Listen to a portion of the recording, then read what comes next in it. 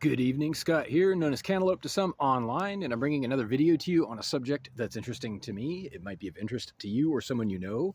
And I want to talk about the lowest common denominator. Maybe you've heard this one.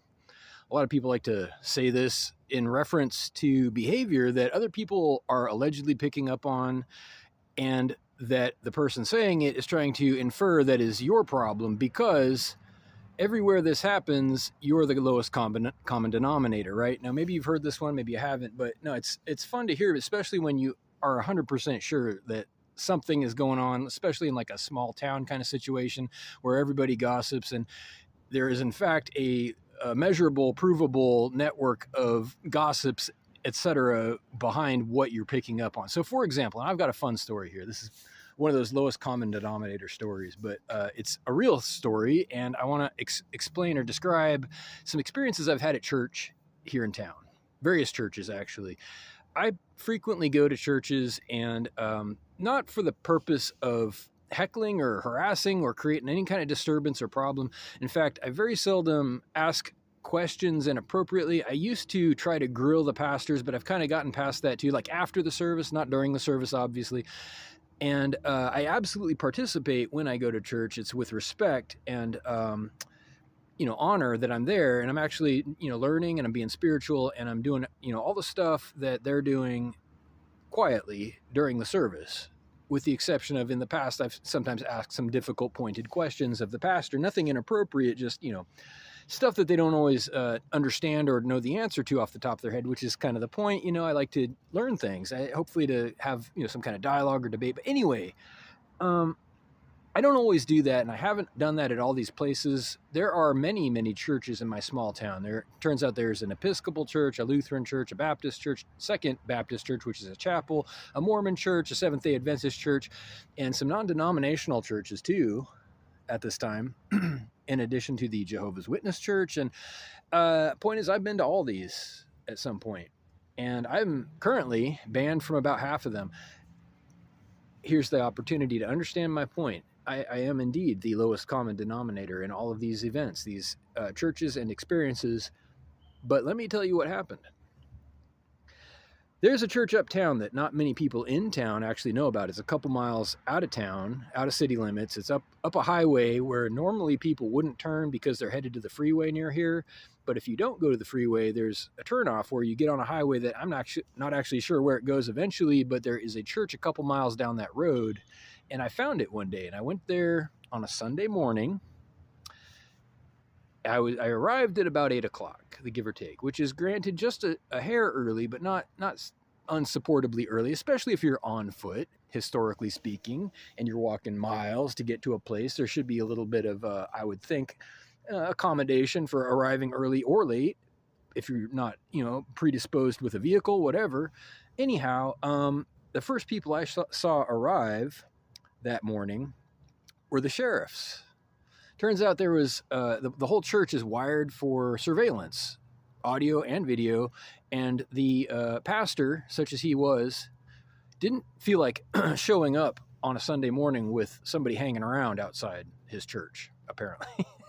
It's still funny to this day. So the sheriff showed up, told me I was trespassing on private property, I had to leave. Okay, one example, I was definitely the lowest common denominator, wasn't breaking into anything, wasn't making a mess, wasn't hooting and hollering. I was just being at church. I was literally going to go to church. That's what I was doing there. I thought, hey, I found this cool church. It's rustic, it's neat looking, and I'm going to be here for the service.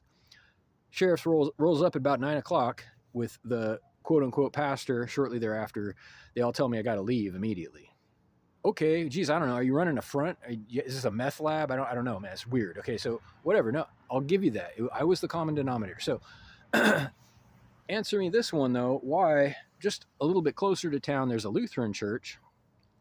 And one morning, I'm, at this church, actually for like the 6th or 7th time. I went to this church quite a bit. And this older man was there with his kids, decided that he was going to appropriate and occupy all of the church facility for his children's confirmation.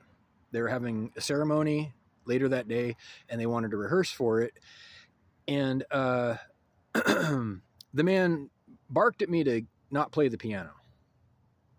I said nothing to him. I don't believe I actually responded. I just kept on playing because I am accustomed to doing that. I don't believe that he owns the church. He's just a parishioner, and I didn't appreciate the way he asked me. He was pretty assertive and rude about it, and presumptuous that he has automatic, authority and possession of everything in the church. So I was going to finish my song, honestly, and then maybe stop. But the man comes over and closes the lid on my fingers.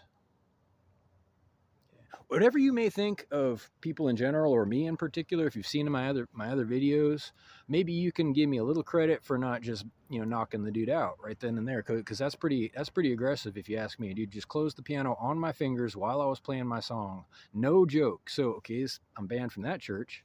I stood up and I told him that that's not okay, in other words, to do that to anybody, and I got thrown out for being a problem.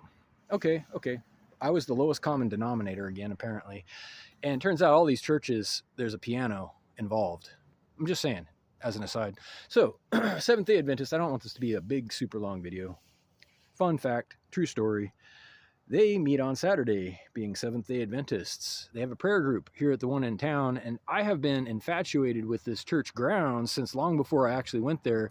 It's a beautiful place, not in a traditional sense, not in an architectural sense, but in a rustic sense. And I guess I have, something for rustic, kind of unkempt, older style 70s churches that are, one level, and they just look really homey, warm and inviting, and looks not low pressure. Turns out this one was being run by a former Catholic. She was, I don't know her history, and I don't want to name names, I don't want to gossip, but the leader of the prayer group was, sometimes you can tell if somebody doesn't like you, and she did not like me at all. I invited myself to the prayer group because that's what you do if you're going. I think that Christian churches are inclusive. They're supposed to be. They advertise that they are. Pretty much every single one of them. I helped myself to the prayer group, came on in, and she was not having it. This woman would not make eye contact. She would talk over me. And at one point I asked a question about her unofficial sermon that she was trying to give before the service. She's, as far as I know, not ordained. I don't really know. It doesn't matter. She talked over me and told me to leave. She said, this isn't a place for your questions. And the question I asked, I remember it clearly. I said, because she was talking about manifestation, divine influence, and how you can pick up on God's presence and his plan for you in your daily life, and all the stuff that you hear in church. And I said, is there some easy way to know when you witness these things if it's not an evil presence or an evil force? How do you know is my question. How do you know it's not, for example, the devil doing it? How do you know it's God? She got so mad she threw me out. The actual one of the church staff joined her. They got right in my face and told me to leave immediately. I could not come back, or else they would call the cops. Okay, no, I was the lowest common denominator again. You're right. Shoot, that's three strikes for me. But same thing happened at the Mormon church. They didn't actually tell me to leave, but it was pretty clear they didn't want me there. I guess I was disturbing them with my questions about why their missionaries are going around town, young women. At the time, it was all young women, flirting with people. And I'm not exaggerating. They hunted me down in the park, approached me as apparently eligible young women, which I found out after the fact. They're not only missionaries, but they're banned by the church from having extracurricular social engagements with any of the people they talk to. It's strictly forbidden. But of course, they did not tell me this until after I had gone to their church. And I was a little upset about that, to be honest. As an aside, not really relevant, but I asked them, why are you guys doing this? I don't appreciate it. I don't appreciate you potentially breaking hearts. I'm okay, but the next guy might not be, or whatever. And it's a little, manipulative and opaque, if you get my drift. Granted, I can be a little intense, but I don't think I'm way off the mark with any of these complaints. But so here's the thing. I am the lowest common denominator. And this video, while I've centered on, being banned from churches, some of them, not all of them, still welcome to many churches here in town. The Episcopal Church I'm welcome at. They actually closed down the Methodist Church here, unfortunately. The lowest common denominator thing is rolled out as an abuse many, many times. Not always. Sometimes you are the lowest common denominator. You got to ask yourself honestly, if it's an actual gossip network, if it's an actual conspiracy, that's not a theory, man. That's a fact. That would be a conspiracy fact. Conspiracy is a crime. Actually, literally on the books, conspiracy is a crime, and it's funny that it has become a bad word, a word that can be substituted for crazy or mentally unstable if you are a quote-unquote conspiracy theorist, and I know you've heard that. But conspiracy is actually a crime on the books. It's when people are organizing and concentrating against a business or person with intent to do malicious harm. That's what conspiracy means. And I think the word itself has been demonized because there's a lot of it going on, if you ask me. And there's a lot of rhetoric about people being the lowest common denominator when they just happen to be the target of that kind of bullshit. So God bless small towns. They're great, but they're also not so great sometimes. I try to see the positive. And in conclusion, I'm at 11 minutes. I try to stay upbeat and positive. I will defend myself. And when it comes to church, if you're a Christian church and you're doing some untoward stuff, you got a higher authority to answer to. And if you don't like my questions about that, hang on a minute. Reach out with questions or comments to whitehotrobot@gmail.com. Thank you.